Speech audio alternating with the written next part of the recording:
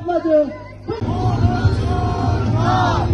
Şeriyete, faşizme, karanlığa geçit yok.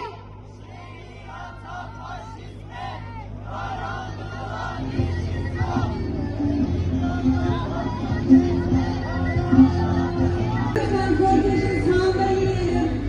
Sağ tarafta kortejlerde yürüyelim. Kaldırımda veya sol tarafta yürümeyelim lütfen. Sağda güzel bir şekilde kortej oluşturalım.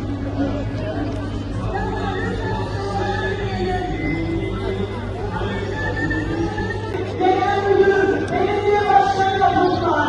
Katiller aramızda geziyor. Ama andolsun ki saraylarımızın sağlıklarını yıkacağız.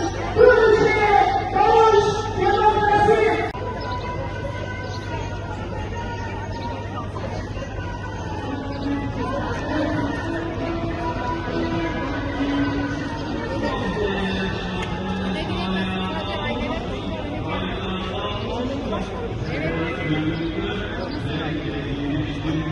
Mutlaka soracağız. Bir Sultan Abdal'ın direniş geleneğini canları pahasına yaşatan ve bu mücadelede katledilen tüm şehitlerimizi saygıyla anıyor, direnen halkımızı selamlıyoruz. Hoş geldiniz.